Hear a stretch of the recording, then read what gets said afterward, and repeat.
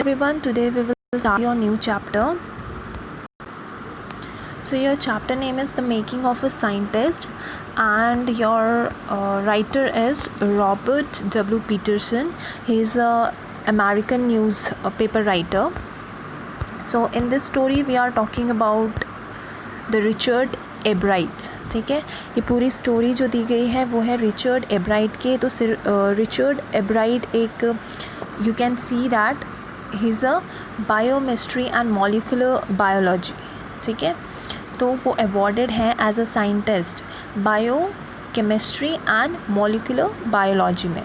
ठीक है, सो यहाँ पे नॉर्मली ये इस चैप्टर्स में से क्वेश्चंस आपको बहुत कम आते हैं.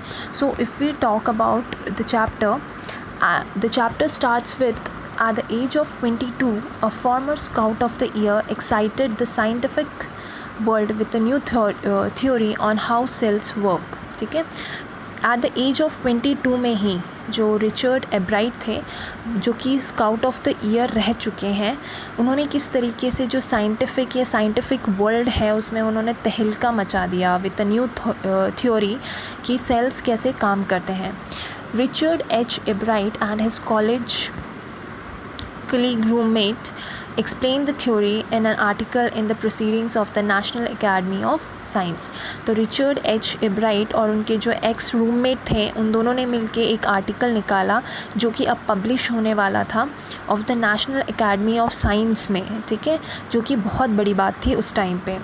It was the first time this important scientific journal had ever published the work of college students. ठीक है, तो ये जो scientific national academy of science थी, ये पहली बार किसी कॉलेज के बच्चों ने जो पब्लिश किया है, जो कॉलेज के बच्चों के जर्नल्स हैं उसको वो पब्लिश कर रही थी.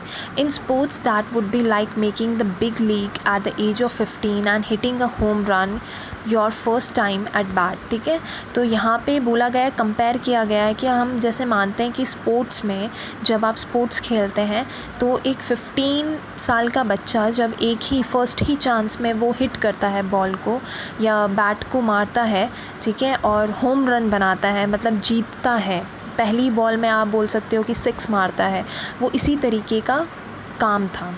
For Richard Ebright, it was the first in a long string of achievements in science and other fields, and it all started with butterflies. तो जो रिचर्ड एब्राइट थे उनके लिए बहुत बड़ी बात थी और उनके लिए उन्होंने बहुत टाइम लगाया, ठीक है, इस फील्ड में काम करते करते. एंड ये सारी चीज़ें स्टार्ट हुई कहाँ से? बटरफ्लाई से. And only child, Ebright grew up north of Reading, Pennsylvania. There wasn't much I could do there, he said. ठीक है, जब वो बच्चे थे तो एब्राइट बड़े हुए नॉर्थ ऑफ रीडिंग पेंसिल्वेनिया में, और वो बताते हैं कि वहाँ पे ज़्यादा कुछ करने के लिए था नहीं. आई सर्टेनली कुडंट प्ले फुटबॉल और baseball with the team of 1. ठीक है, मैं वहाँ पे ना फुटबॉल खेल पाता था ना बेसबॉल, क्योंकि वहाँ पे बहुत कम घर रहते थे. ठीक है, तो लोग वहाँ पे कम थे. But there was one thing I could do, collect things. लेकिन मैं एक चीज़ कर सकता था, वो था कलेक्ट, चीज़ों को कलेक्ट करना, क्योंकि उन्हें बहुत मज़ा आता था ऑब्ज़र्व करने में, कलेक्ट करने में, क्योंकि उनको बटरफ्लाइज में बहुत ज़्यादा इंटरेस्ट था. ठीक है, so he did and did he ever. Beginning in kindergarten, Ebright collected butterflies with the same determination that has marked all his activities. ठीक है, तो वो किंडरगार्टन से जो बटरफ्लाइज थी उसको कलेक्ट करते थे. ये उनके मतलब जेनेटिक्स में था कि उन्हें पसंद था, वो एक्साइट होते थे बटरफ्लाइज़ को देख के, और किंडरगार्टन से ही उन्होंने बटरफ्लाइज़ को कलेक्ट करना शुरू कर दिया था. He also collected rocks, fossils and coins. ठीक है, he became an eager astronomer too, sometime star gazing all night. और कभी कभी उनको देख के ऐसा लगता था कि वो एस्ट्रोनॉमर है, क्योंकि उनको आसमान, रात में आसमान को देखना, स्टार्स देखना उसने बहुत पसंद था. तो वो एक तरीके से आप इस पैराग्राफ को देख के या पढ़ के समझ सकते हैं कि जो रॉबर्ट एब्राइट थे उन्हें नॉर्मली चीज़ों को ऑब्ज़र्व करना, ज़्यादा से ज़्यादा सीखना और कलेक्ट करना, ये सारी चीज़ें उन्हें बहुत ज़्यादा पसंद थी.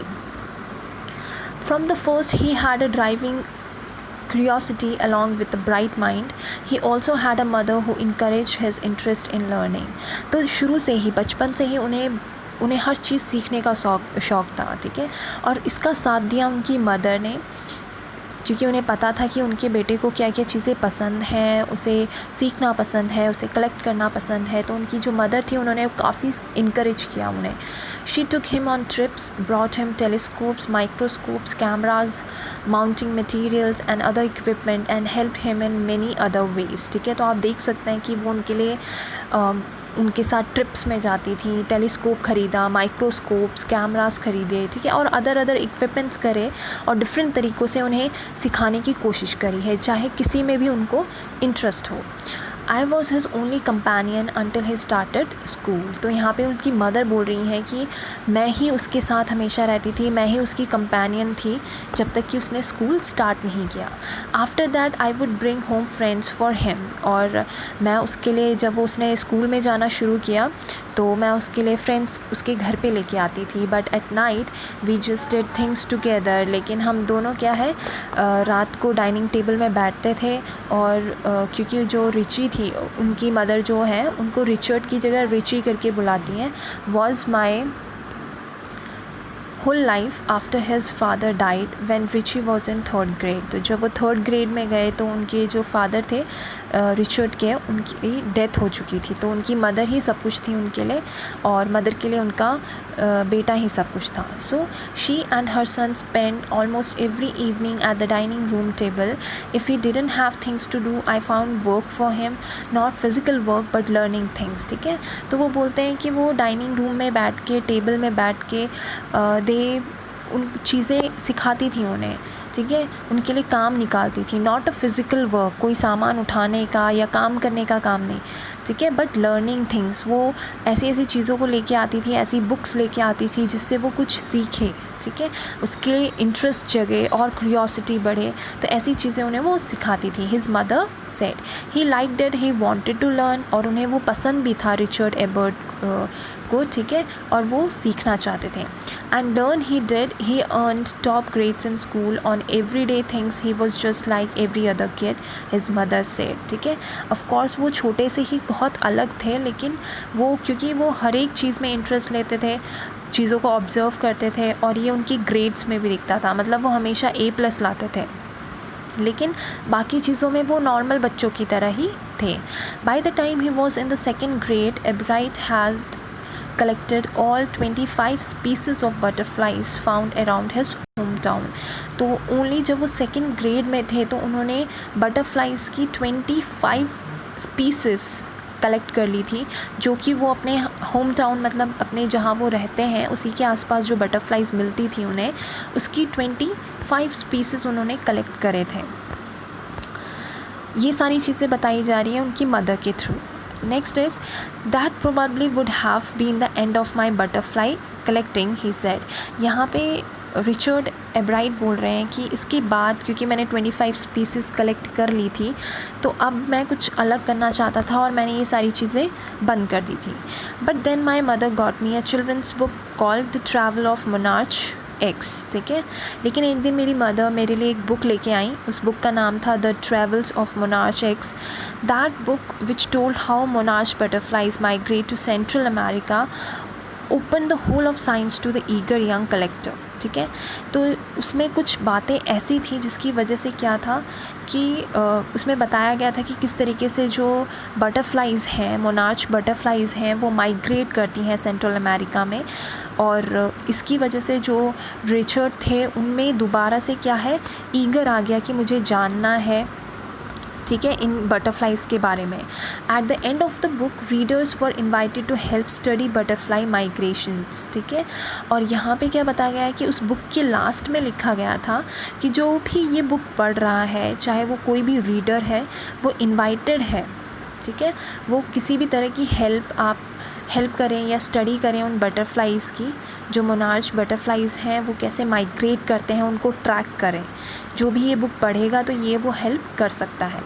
दे were asked to tag butterflies for research by doctor Frederick,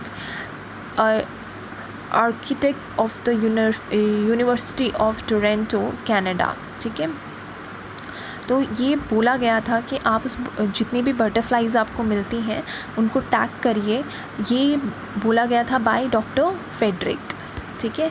ये उन्होंने एक रिसर्चर हैं या आप डॉक्टर बोल सकते हैं उन्हें, तो उन्होंने ये बोला था कि आप बटरफ्लाइज़ को टैग करें और उनके बारे में स्टडी करें कि किस तरीके से माइग्रेट करती हैं, ठीक है।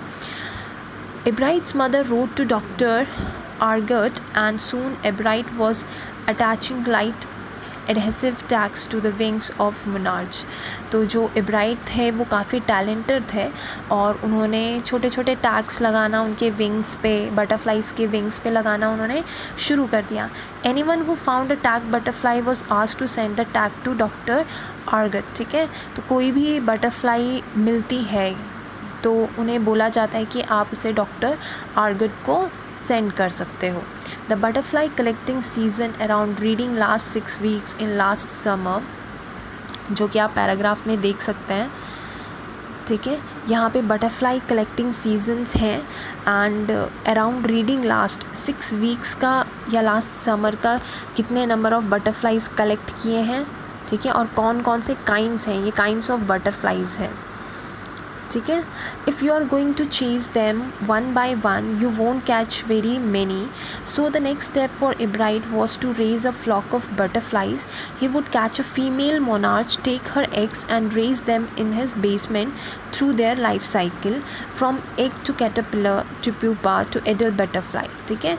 तो यहाँ पे जो एब्राइट है उन्होंने अपना दिमाग चलाया, तो उनका नेक्स्ट स्टेप क्या था कि हाँ मैं हर एक बार एक एक बटरफ्लाई को पकड़ूंगा और उसमें टैग लगाऊंगा, तो इसमें बहुत ज़्यादा टाइम लगेगा।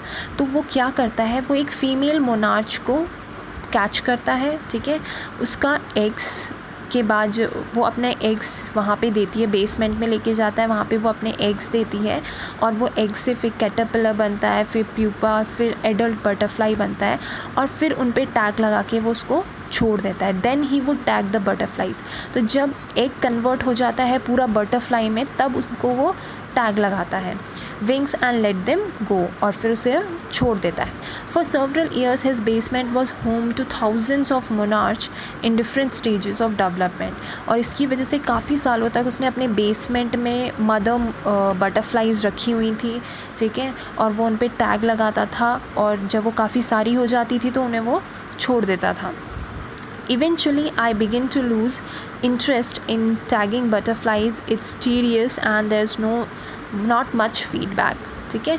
इवेंचुअली जब उसको काफ़ी साल हो जाते हैं तो उसे लगता है कि ये क्या हो रहा है, कि मतलब मुझे कोई इंटरेस्ट नहीं आ रहा है इस चीज़ में, ये बहुत थकाने वाला है और मुझे कोई फीडबैक नहीं मिल रहा है, कोई मोटिवेशन करने वाला नहीं है, ठीक है। तो वो धीरे धीरे करके अपना इंटरेस्ट, मतलब इस काम को वो छोड़ देता है।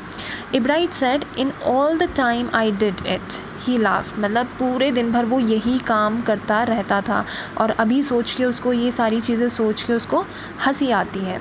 Only 2 butterflies I had tagged were recaptured and they were not more than 75 miles from where I live, ठीक है।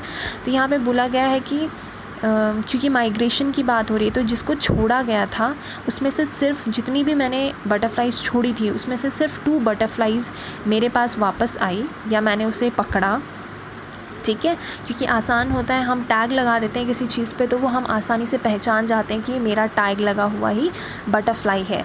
तो वैसे ही उसको समझ में आ गया था कि जो 2 बटरफ्लाइज थी, बहुत सारी बटरफ्लाइज में से सिर्फ 2 बटरफ्लाइज उसके पास आई थी या उसने रिकैप्चर्ड किया उसे, and they were not more than 75 miles, और वो बटरफ्लाई 75 माइल्स के आगे भी नहीं जा पाई थी जहाँ मैं रहता हूँ। तो इसका मतलब ये है कि यहाँ पे आपको बताया गया है कि किस तरीके से उसने कोशिश तो करी है, ठीक है, लेकिन क्योंकि उसको मोटिवेशन करने वाला कोई नहीं था, फीडबैक देने वाला कोई नहीं था, तो वो इंटरेस्ट खो देता है और उसे ये सारी चीज़ें बोरिंग लगने लगती है, ठीक है। So that's it. If you have any doubts regarding these 2-3 pages, you can freely ask me. Thank you everyone.